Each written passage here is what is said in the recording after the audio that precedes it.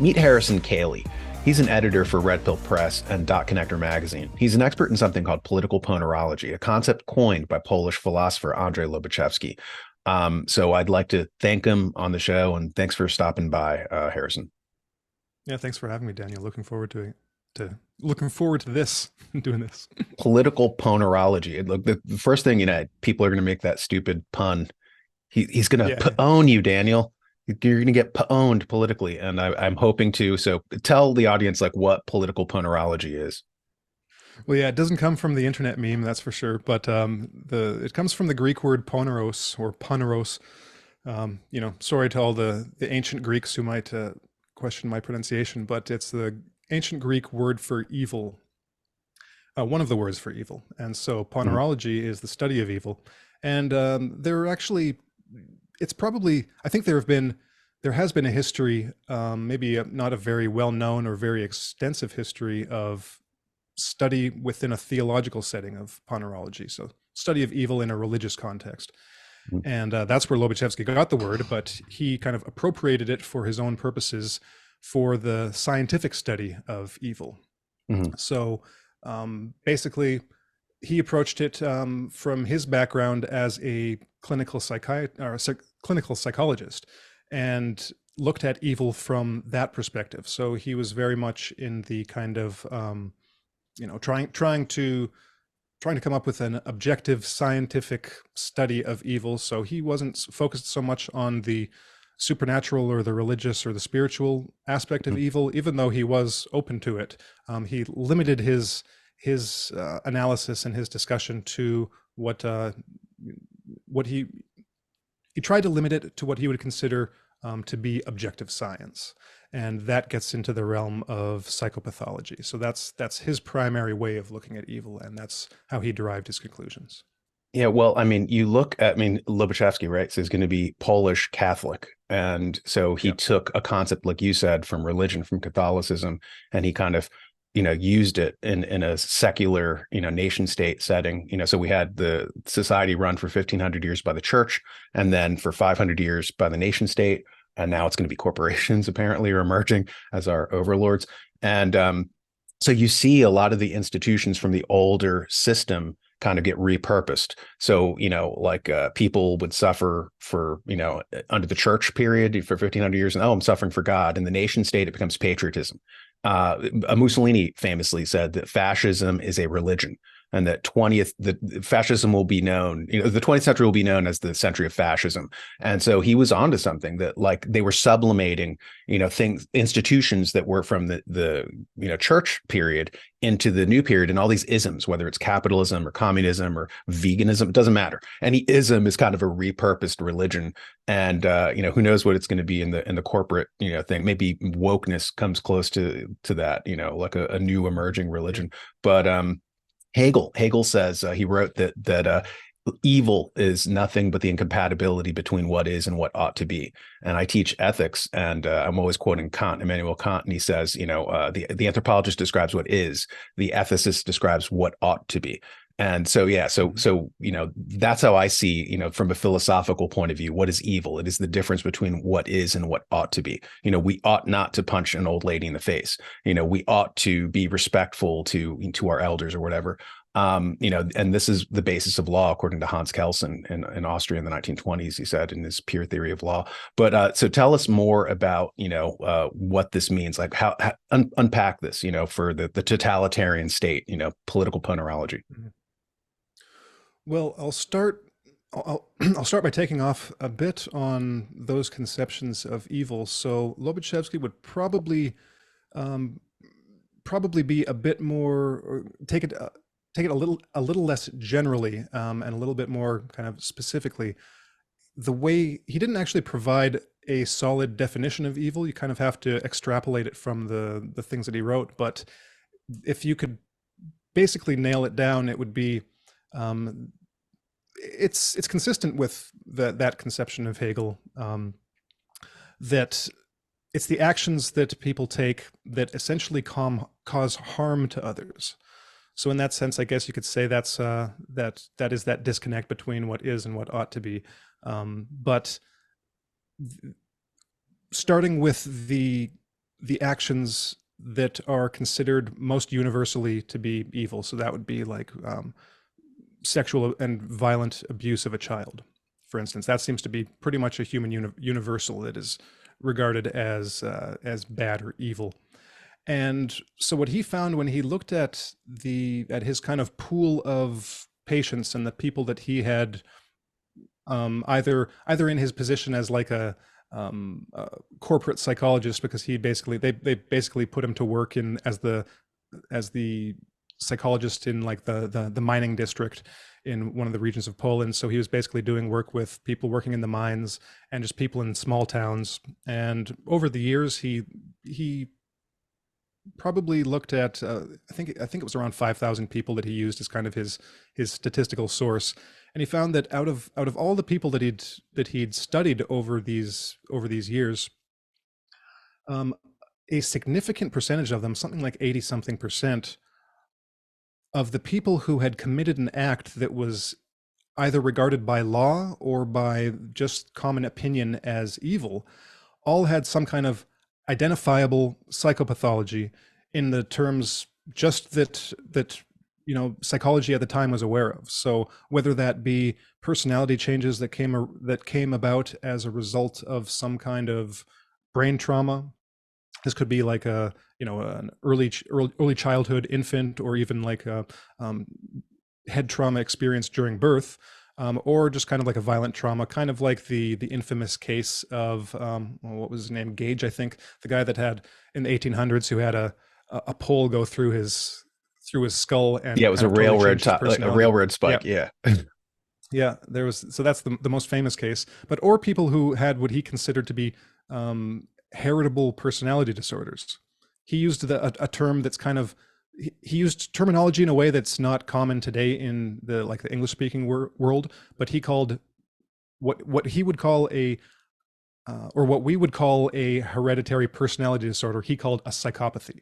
Nowadays, we use that term for a more specific disorder, psychopathy, but he kind of used it as in a general way, in a general manner for all personality disorders that could be traced back to a heritable or genetic origin.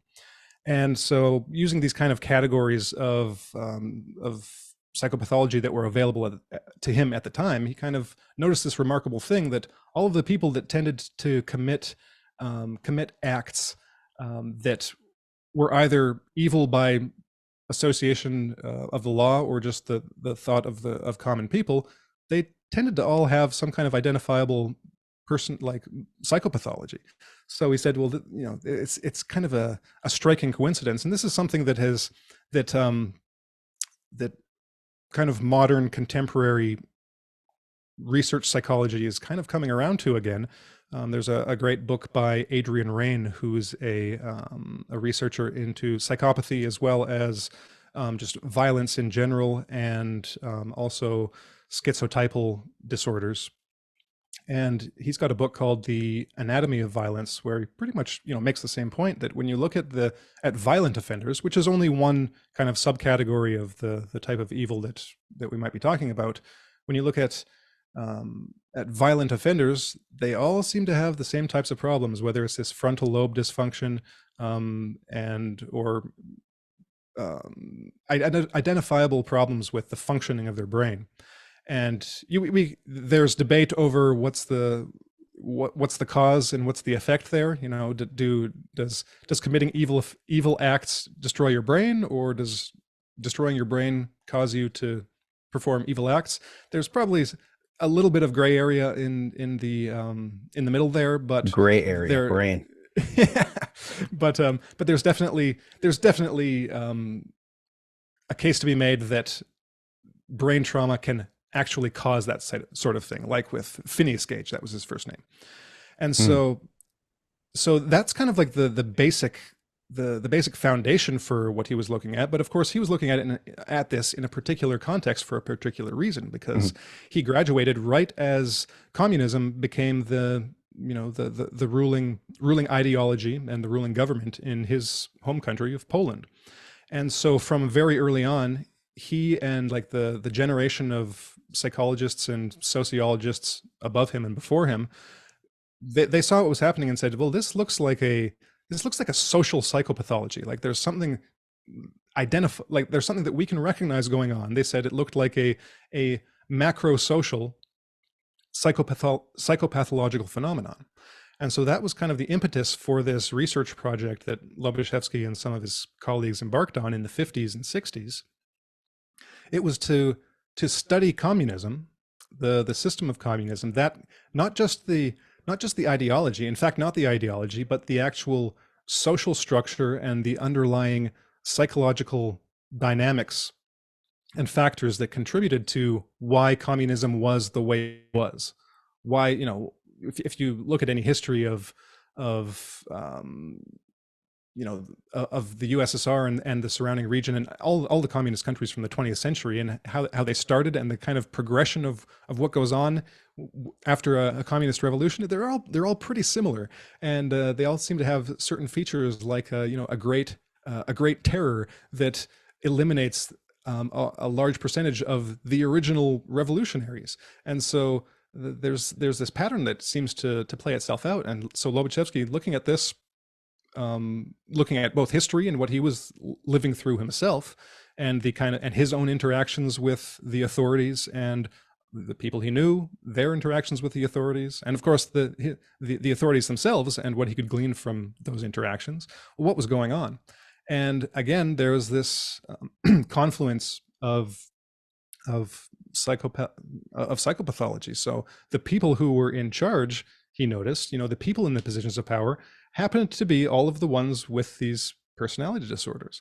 As he put it, I think this was in an interview. He didn't put it this way in the book, but in an interview, someone was asking, well, so in this village of yours, how did you know that that it was the psychopaths that were all in charge? He says, well, it was a small town. I knew everyone in the town, and all the psychopaths were on the central committee, and at the very top. And that's how that structure replicates itself almost in a fractal manner at all levels of the society in question. So there's this. So it starts with these basic psychological and psychopathological observations scaled up. So the reason that totalitarianism looks the way it does, the reason it acts the way it does, is because it's the same dynamics that are playing out in. It's like if you were to take the mob or some street gang and put them in charge. That's what you would get in totalitarianism. That's what you do get. It's just that there's often this ideological mask that gets overlain, that is overlaid on top of this psychopathological phenomenon.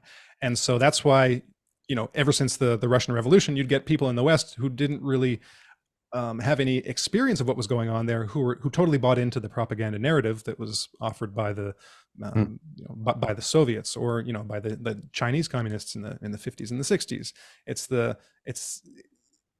They took things at face value. Right, they took it at face value, and that without the awareness that you can't take a psychopath at face value, because the face that a psychopath is presenting to you he's presenting it for a particular purpose, which is to put one over on you, to con you. That's what psychopaths do. They're extremely manipulative, and they know how to put on what the one of the early researchers of psychopathy in the West, Hervé Koehli, what he called a mask of sanity. And if you look at all of the research done on psychopaths since then, most notably by Robert Hare, Canadian psychologist who developed the psychopathy checklist, all of them say that no matter how much you've been researching psychopathy, when you interact with these people, often like in a forensic or criminal setting, like in a prison, the researchers themselves get fooled all the time, because these guys are just so charming. And these might be serial killers. These might be like multiple rapists and murderers, but they come across as just so affable, so easy to get along with. And they can con you. They can get these researchers to maybe give them some money for some extra perks in the prison, and afterwards these guys are just like, what was I thinking? How did that happen? It's just they have this remarkable capacity for conning people. When you mentioned fractal nature, it reminded me of if you read The Study of Sociology by Herbert Spencer in 1873, he talks about that every country gets the government it deserves. He said you cannot get a moral government from an immoral people because it's Mhm. fractal.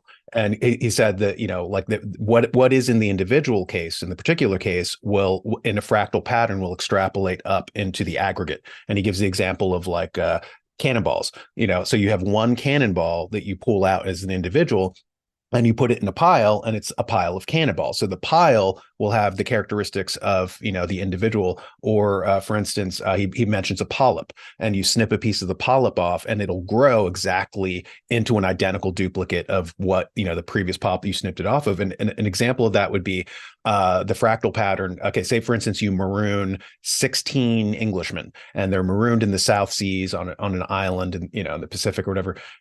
They will start to create a government that is very similar to the government. Oh, let's vote on this, or let's pick a parliament. And we saw this. There was a TV show in England where they did that, where they had people marooned, like surviving on the side, and they recreated the society that they were from in a Mhm. fractal manner. And so Lenin famously said, "The perfect revolutionary is a young man with no morals." And so one of the things that to get into the Bolshevik kind of circles at that time period, they would rob banks. They would pick, like Stalin. He gained currency and influence and prestige by robbing banks, doing sociopathic things, and he rises up in the hierarchy. So there was a Yep. selection mechanism for sociopaths. You had to kill somebody. You had to kill an informant to basically get in so that they could trust you. And so yeah, so Yep. so this wasn't random. There was a selection Right. mechanism for it. So you're right. And once they get in, it fractally goes upward and then becomes a pathocracy, Abs- which he calls it, a Yeah. full-blown pathocracy. Absolutely. And so what you're basically describing there is what Lobachevsky calls the ponerization process. So that is the process by which a human group, any type of group, progressively becomes more and more pathological, and it is through those actions. So he distinguishes two types of these groups. He calls them ponerogenic groups, ponerogenic associations or unions. So ponerogenic meaning like the genesis of evil. So how does evil originate? Where does it come from? So these groups are evil generating groups, and he classifies them into two types: primary and secondary. The primary would be the one that is just kind of openly ponerogenic or evil or criminal. So this would be like a gang or a mob, or like mafia. So these are the ones that even regular people recognize that they're criminal and that there's something wrong with them. They might not use psychopathological language, but everyone knows the mafia doesn't have the most sterling reputation, right? So if the mafia, as the mafia, were to try to enter an election, they probably wouldn't get very many votes. But that's where the secondary ponerogenic union comes from, and this is a group that is just what you might call an ordinary human association, a group of people who have come together for some purpose, usually in this case for a political or social purpose, that is then progressively infiltrated and taken over by people of a slightly different mentality or psychology. And that's how, so you basically describe the outlines of how that occurs. Um, I think it's in chapter 4, Lobachevsky kind of gives a breakdown of the progression and how this plays out. And it's just, there's this steady deterioration. It's with kind of, you could look at it from several angles. There might be a weakness on the part of the original group. It's like, well, the first step is what he calls the first criterion of ponerogenesis, the first criterion of this generation of evil, and that is the inability to recognize psychopathology for what it is. So the way this plays out is, if like to use an example, you might take either a political party or a church or a team, and the mentality is, well, everyone on my team is okay, is good. And so if there's a conflict but that arises between another group, whether it's another team, another country, another church, there's kind of this rallying around the group. And what we do, so let's say one of the members of ours does something really bad to one of the members of some other group. We will defend that person. The group will rally around that person, and will will even maybe even turn him into some kind of hero. It seems to be a feature of humanity, of human psychology, of human nature, that we tend to make a lot of excuses for the worst elements of our group when we're in conflict with another group.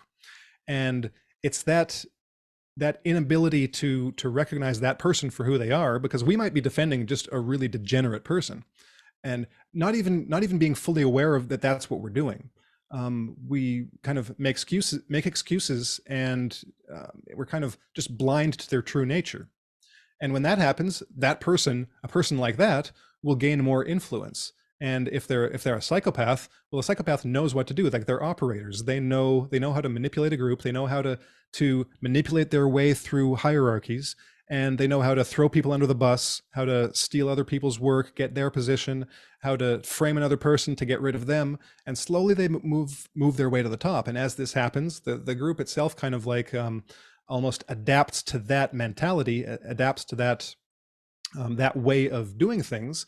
And so then the people with the most ethics or morals, they'll probably be like, what's going on here? And they'll just leave, or they'll get kicked out. And so that's this selection mechanism that you're talking about. They'll get kicked out, they'll leave, and the people who replace them will be people who have more in common with the people that kicked them out.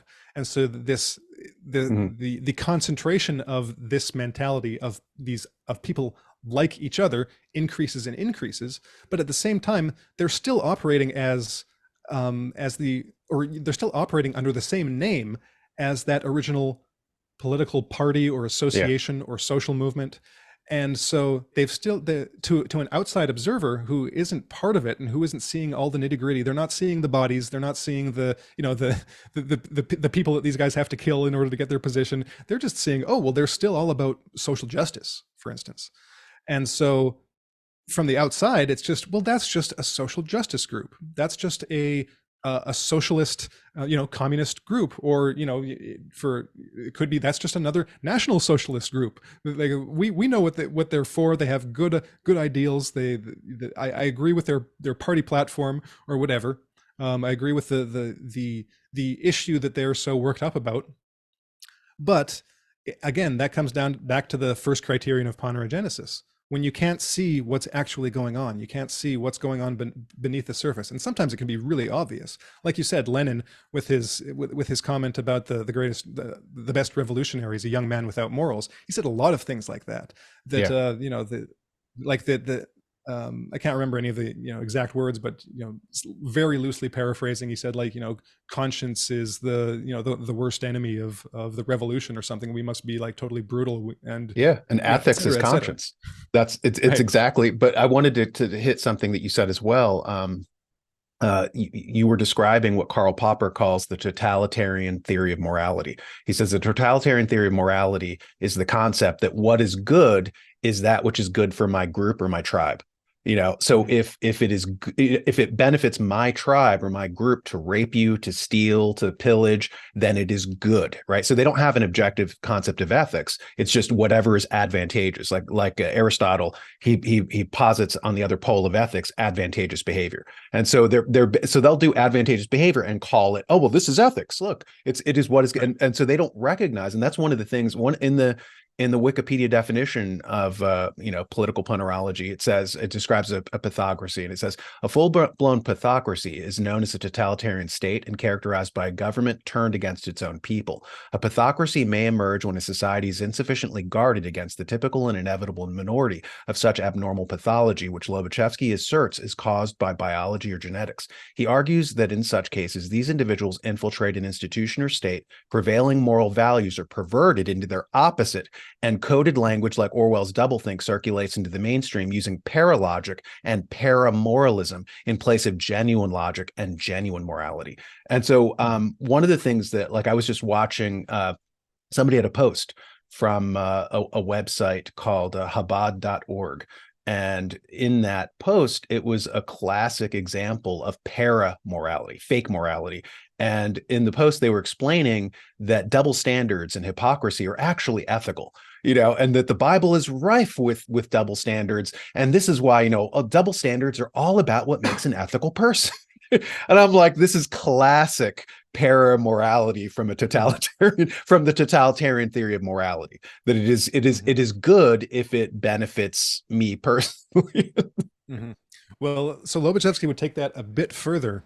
So he'd kind of, I don't think he'd disagree with Popper, but he'd take it a bit further. And it's not just what's good for me, that there's actually a, um, well, yeah. So this will be consistent because Lobachevsky is definitely an, an objectivist when it comes to morality. He's he believes in, he's a moral realist. So that there are objective moral standards, and they're rooted in normal human psychology. So he would make that argument, and so he would say that paramorality is actually the replacement of, yeah, like from the description, the replacement of real morality with its opposite. So it's not just if it happens to benefit me, it's actually um, it's that it's not just that rape is good because it might benefit me or my group, it's that rape is good, and that killing is good, murder is good, torture is good, and killing all of the normies, all of the people that we use kind of labels to identify and as an excuse to kill, that is good. So we might call them kulaks, and we might just eliminate them with an ideological justification, but the underlying motive is one rooted in the psychopathic worldview. So because psychopaths see the world very differently than non-psychopaths, than normal people. So it's not so much a I'm not taking your free speech. I'm just banning hate speech. Isn't that right, moral? That's paramorality. It's pretending to be moral, but really I'm silencing people to protect my power. That's actually right, what's happening. But it's just so right. moral. I'm banning hate. Who could be against banning hate? Hmm. But there's an actual like positive content to it, to the paramorality. So it's not necessarily just this amorphous thing that can, it is an amorphous thing that can change on the circumstances, but there's this positive um, um, content to it that's totally antithetical to what other people would consider morals. So for if and I like to use serial killers as an example, not because they're representative of psychopathy, because only a tiny fraction of psychopaths are serial killers, but just because serial killers so well embody the essence of psychopathy, you can it's staring you in the face. So like for a for a serial killer, I guess now that I think about it, I Popper's view and Lobachevsky's probably like overlap almost completely. It's like Lobachevsky's just talking about it in a slightly from a slightly different angle, from a different perspective.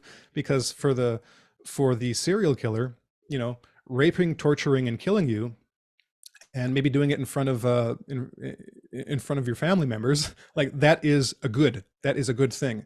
Um, Maybe partially because it is good for him because he enjoys it, but there's something, and this is why on my Substack I I've been sometimes getting into a supernatural element, because there seems to be something that's just like absolutely evil about it, that there's like you can just say, oh well, it's because it's good for me. Well, no, because there's something just that it's hard to use any other word. Well, and that's why he used the word ponerology. It's hard any other word than just downright evil. That if you read accounts of serial killers and that really get into the nitty gritty, it's like it's hard to imagine a different word for it. There's a positive, Mhm. some might call it demonic content in their version of morality. And but Well, like I yeah, I said, just thought I'd at the beginning, you had the church running for 1500 years, and then the nation state, and the nation state is repurposing institutions. So instead of going to a priest, you would go to a psychiatrist. yeah. And so you see people trying to quantify evil, that they recognize from the earlier civilizational stage, and now they're looking at it as a pathology, as a mental Right. pathology, as something that's medico-materialistic, as William James would say. That it's forensic. It's the frontal lobe and this, that, and Cesare Borgia, the Italian scientist back in the 19th century, was one of the people who popularized that. Criminals tend to have smaller ears and the shape of the skull and all this. And there's oddly, we laugh at that today, but there's actually Yeah. stuff that semi backs that up to a particular Yep. case, and that's probably what Lobachevsky kind of had in the back of his mind, that Hmm. it was Cesare Lombroso. I said Cesare Borgia. Yeah. Yes. Cesare Lombroso. But you see them struggling to try to quantify this, and I wanted to posit this as well. I was reading a book called Capitalist Philosophers, and they were worried in there in the 1920s. There was a gentleman named Elton Mayo. He was an Australian, and he did all these great, kind of business management studies. And he was talking, as a psychiatrist and stuff, and a business expert, about the effects of modernism on the psyche of people. And he was seeing all these neuroses develop in the Hmm. workers, not in the Soviet context, but in the Western context as well, because both of them are part of that, part of modernism. The factory, and they have a lot of baseline ideas that they both agree with, and somebody can compared it to Christianity in that earlier civilizational phase, when Christianity had Catholicism, and then there was the Protestant rebellion. So then we had capitalism as the religion, the state religion, and then the communists were the Protestant rebellion from that, but they both had underlying premises and order. And so Elton Mayo, looking at the workers, he said, we're no longer in a rooted society with tradition, culture, binding people together. So all of a sudden, we're in an adaptive society where, a guy comes in, he's the manager. In the first earlier civilizational period of feudalism, the boss would know all of his workers. He would know their families. He would care about them. There was a relationship. Now you come in and they're all strangers. Everybody is isolated. Everybody's atomized. And now you might even be an immigrant who's speaking a different language. So there's this level of alienation that leads to these neuroses. And he was noticing that. He said, as we shift into an adaptive society where they're shifting sand under your feet, there's no baseline where everyone can come together and have Oktoberfest, or everybody comes together and they go to mass. That's gone. And so you see people alienated, isolated, and it manifests in these antisocial behaviors. So, Hmm. Well, a writer that I really like, he's also on Substack, is Michael McConkie. He's written a few books, and he's got a new one that just came out. I think it's, if I can remember the title right, it's a plea for time in the phenotypic wars, I think, or something like that. His Substack is Circulation of the Elites. He's also written a book called The Vilfredo Managerial Pareto. Class on Trial. I'm Yep. doing an audiobook right now of Vilfredo Pareto's The Mind and Society. Oh, cool. That's a long one, isn't it? Yeah, it's very long, and so it'll It's probably like take two me thousand many pages or months. something. But he's got some Oh no. things, talking about Yeah. what we're discussing right now as well. Like he's Yeah. talking about, like the breakdown of society, and how we essentially, we do things that are not conducive to our own best interests. And he talked about insect behavior. And one of the things that was interesting to me, he was like saying that, like, insects seem to behaving rationally, right? They seem to behave rationally in a rational sense, but they don't in an intellectual sense. There's instinct. And when you look at the aggregate, what they're doing, like for instance, he gives the example of an insect that will it itself is vegetarian, but its offspring in the larval state are carnivorous. So it has to capture like this other insect and kind of put it in a coma and then lay its eggs on it. And then it dies before the eggs are ever hatched. So it does not even know why it's doing the behavior it's doing. All it knows is that once I do A, I must do B, C, and D to get a sense of completion. And he's extrapolating out at human behavior, where human beings will do things that they're not even aware why they're doing them. It's just kind of, for instance, when you meet someone and you shake their hand, why are you doing that? You're doing it because thousands of years ago, to show that you didn't have a sword, you would, show you had an empty hand. Why do you have short hair? Because 3,000 years ago, Aristotle, Alexander the Great, he told his men to cut their hair short. Otherwise, the Persians would grab it and slit their throats. So then it was associated with masculinity in the military and stuff. So people have short, they don't even know why they're doing, So we operate on these conditioned responses, these habits. And he said, it'll even go to the point where you'll do things that to come to completion You'll do step C, D, and E, even when step E is something that is deleterious to you, but you just know you have to do it. Otherwise, I mean, we see this psychology play out where people will look at, I mean, the famous, and it's fake, but the lemmings running off a cliff.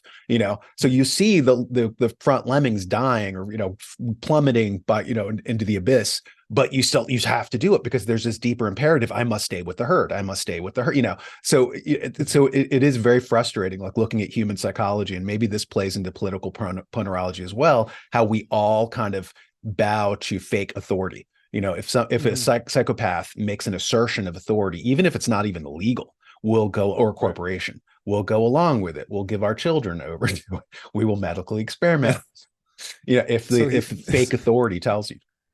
right. So he's got another funky word for this. He calls it either a para-adequate or para-adaptive response. And so this would be basically I mean, we might just call it a maladaptive response. This would be a an instinct or a tendency that we have that will work in not necessarily most cases, but will work in the context in which it was basically designed to work. But when placed in a different context, doesn't work. So he gives the example. Well, this is kind of an example of it in the animal world. Will be like the ant spiral of death, where you've got some kind of like pheromone process that for whatever reason just goes haywire. Like it's still working, it's working as it should, but because of the circumstances and the context, it's causing the ants to get into this spiral and this circle. Well, they'll just walk around until they die, just because nature, the circumstances have been able to hijack that natural tendency, which in ordinary circumstances is just all fine and good. In a human context, Lobachevsky writes, that these para-adequate or para-adaptive responses, they arise when we encounter psychopathology. So in this case, when we're talking about leadership, there are certain characteristics and certain tendencies that humans have that in ordinary circumstances, like with a leader who's an actual good leader, work. Everything goes pretty much according to plan. Everyone finds their place. The leader respects them. They respect the leader. They get things done. When you replace that leader with someone who's just like a total, evil, degenerate bastard, then that tendency doesn't work so much anymore. Point where the people will work towards their own destruction because they're following these tendencies that are not appropriate to the circumstances at hand, but that would otherwise just be just fine. Because there's a whole lot of discussion, and has been for the last 40 years, about the so-called, well, no, since like the 50s, the so-called authoritarian follower or the authoritarian personality. And it's only recently that any research has been done to kind of show that it's not an exclusively right-wing thing. There's right-wing authoritarianism and left-wing authoritarianism. Actually, They do no. I both mean, exist. yeah. Who's it? You're talking about stuff like mass formation psychosis with Matthias Desmet and all those things. Yeah. I mean, but I don't know what right wing is, because most of the people that they're calling right wing are people who have the views of like the left wing from 1990. So I'm like, what right wing? Oh, the Nazis. Okay, the National Socialists, the socialists. That's the so right wing people aren't socialists. So it's Mhm. bizarre. So to me, it just seems Yeah. like a bandwidth on the left. It's from National Socialists to Communist Socialists, and people who were traditional kind of what we would have considered traditionalists are outside of that bandwidth. So that's my take. I Well, don't know. well, just to get into the details just a little bit. So the of course it started with like Adorno and those guys trying to find the fascist or authoritarian personality. But then the researcher that kind of made it an academic thing that was kind of like accepted in the psychological literature was Bob Altemeyer, professor of, I believe, either psychology or sociology at I think University of Manitoba or something like that. And so he developed this right-wing authoritarianism scale and kind of broke it down into two factors. One was a social dominance orientation, and so this would be like just a kind of like, a nasty, a bad leader kind of thing, the person who wants power and then abuses power. But then there was the second dimension, which I can't remember what word he used for it, but it was basically the authoritarianism, the follower mentality. And he identified this, and I mean, as far as I know, research has supported him, that basically if you look at, in this case, traditional like religious communities, you will find this kind of follower mentality. Basically, leader can do no wrong. I'm going to do whatever he tells me. And but those two ideas were kind of put together, and that's where research ended for 40 years. So it's only been in the last 5 years or so that people have said, okay, well, we've seen that, but by definition, this authoritarianism, this way of looking at authoritarianism, being authoritarian followers, people who obey authority without question, there seemed to just be something missing from the picture. So that's when, in the last five or so years, maybe a bit longer, people have said, well, what about left-wing authoritarianism? And so there have been, in the scales used and the property, the characteristics of each kind of group that they identify, they say, okay, there is such a thing as left-wing authoritarianism, and they've got slightly different qualities and beliefs and features.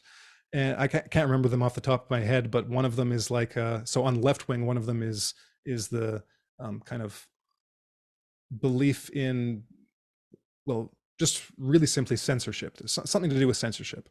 But the thing that kind of the thing that kind of unifies all of the authoritarianism like scales is actually psychopathy. So this is something that that came out in one of the recent research papers in the last few years, that the actual so what it seems like when they're measuring authoritarianism, and the thing that most people think of when they think of authoritarianism, ignore left or right, what they're actually seeing is a dark personality, like from the dark triad. It's like psychopathy, narcissism, Machiavellianism.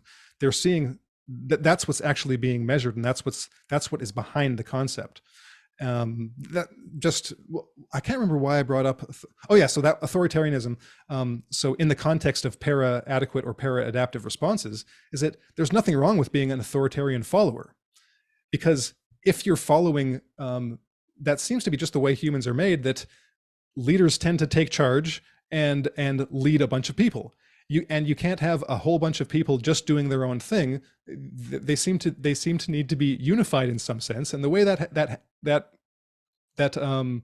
way that comes out, like with your cannonball analogy, is that someone is on the top, someone's giving the orders, and if everyone is just kind of on the same page, and it's a good leader, because good leaders do exist. I think everyone in a small setting knows a person, or has been in a situation where they've been part of a small group doing some task, and someone takes a leadership position, maybe just directing and getting involved, and having an awareness of where people's skills are, and putting them in different places and getting them to work together in certain ways. And people like that. People respect a good leader. So when everything's working, there's nothing wrong with being an authoritarian follower. The reason that, one of the reasons I think that we have a disdain for followers, for what they call in the kind of clinical or psychological research community is like authoritarian followers. One of the reasons there's a disdain for that is because we see people following bad people and bad orders. If they were all just following someone that was universally recognized as a saint and a great leader, no one would have a problem with it. Yeah, I wanted to make a point as well, that some, like, okay, so modernism, right? The loss of tradition, the loss of everybody being in a cultural void, no one knowing what's going to happen 5 years from now, that this kind of triggers neuroses. And then there's also going to be physiological things, kids born with, kind of what they would call insults to the brain due to, pharmaceuticals, due to genetic issues. There's going to be so many things that play into this, but one of the things that I wanted to hit was Aristotle in Politics in Book 5. There's a section called How a Tyranny is Maintained. And he talks about the techniques are, this is from thousands of years ago. They're still being used. Like, for instance, he talks about using trolls. to basically make people afraid to speak to each other so that they can never organize, right? And so he would send out, the tyrant sends out little old ladies, and they're there to spy, and those that they can't, get to be afraid to speak and who will speak anyway, those spies will get them to fight each other so that they're not fighting.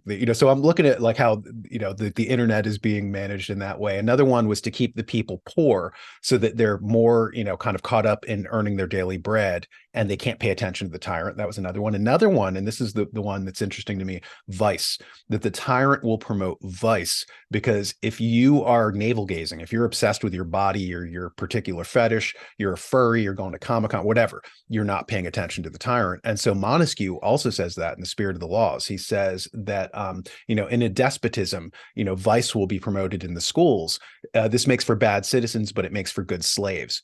And where I'm going with this is, I was just talking to a CIA operative yesterday. His name was Brian Fairchild, and Brian was talking about the change of the CIA, and I was explaining to him that, like, he was complaining, initially the CIA's mandate was to fight the Soviet Union, right? So it was outwardly directed, and then the Soviet Union goes away. And once the Soviet Union goes away, it goes inwardly directed, and the people become the enemy, and now it's counterterrorism, and everybody's getting patted down, and the TSA and all schools look like prisons, and suddenly we're the ones that they're getting budgets. The biggest threat is white supremacy. The biggest threat is the little old lady with a little flag, or traditional Latin mass, or people who read the Constitution. The FBI was putting out these things, and that's political ponerology, classic, when the people become the enemy. But I was explaining to him that in a republic, republics are so fractious.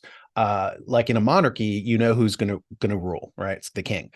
In a republic where anybody can potentially be the leader, there's a lot more infighting. And so Thomas Hobbes in the 1600s, he said that this is why republics are almost constantly at war. If they don't have an external enemy, they will start fighting each other. And so we see that phenomenon happening. And so one of the strategies that tyrants have employed was, like I said, vice. But there was a quote that I had from Montesquieu, the aforementioned Montesquieu, and he was talking about there was a particular tyrant, and this is the quote: Aristodemos, tyrant of Cumae, used all his endeavors to banish courage and to enervate the minds of youth. He ordered that boys should let their hair grow in the same manner as girls, that they should deck it with flowers and wear long robes of different colors down to their heels, that when they went to their masters of music and dancing, they should have women with them to carry their umbrellas, perfumes, and fans, and to present them with combs and looking glasses whenever they bathed. This education lasted till the age of 20, an education that could be agreeable to none but a petty tyrant who exposes his sovereignty to defend his life. So what they do is they effeminize the male population because they're afraid of a revolution. Aristotle explicitly talks about this, and so we see this now. We see that the state is actually encouraging fetishism and encouraging kind of, I think you might be in the wrong body, Jimmy. I think, rainbow flags, just like Montesquieu is describing, just like Aristotle is describing, these are the techniques to enfeeble the populace so that they never rise up against, the tyrant. Mm-hmm. Yeah, those three techniques that you mentioned.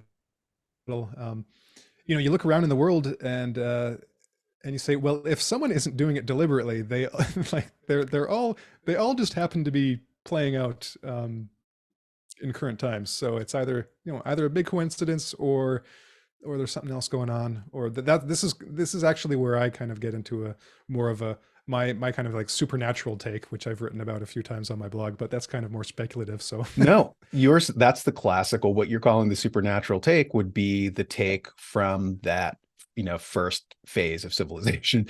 You're putting mm-hmm. a religious construction on it, because it's very hard not to when you look at like Dostoevsky in Crime and Punishment, when Raskolnikov first commits his first murder. Demons. Kills the old lady, and he has a really interesting insight in there. He says that at the moment he committed the crime, he felt a sense of evil from outside of himself influencing him and saying, do it. And what's interesting about that, I was reading this, there was a guy who was putting in the criminal records, and they went from the paper files to the computer system, and he had to kind of translate them in, and he was reading a lot of these files, and he was just shocked at the number of people suffering from psychopathy who would take a hammer and just hit somebody randomly at a bus stop and murder them, and how many of them said that they felt an evil next to them telling them to do it. Like one of them was a mentally retarded guy, and he was told by this influence that if he hit the man over the head with the hammer, he could feel normal.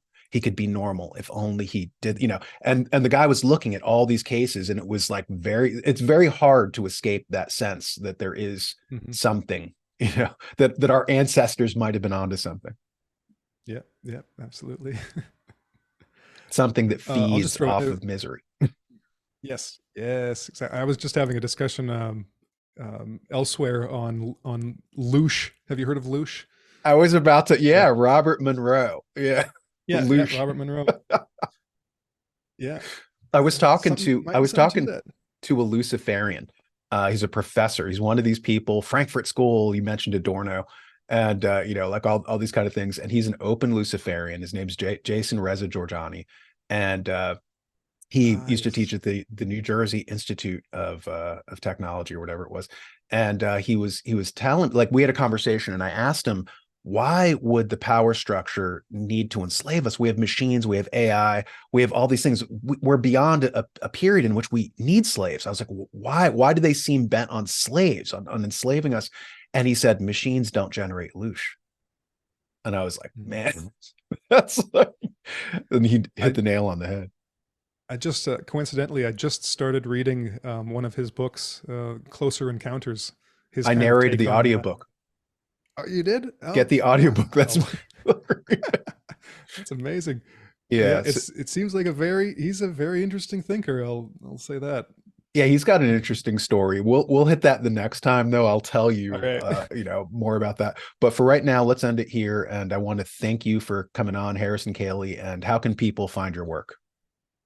Well, you can find me on ponerology.substack.com. That's where I have most of my writing. I also do a podcast and a YouTube channel. It's called Mind Matters, one word. And that's pretty much it. You can find if you just Google my name, you could probably find some of my older articles on sot.net, the alternative news website.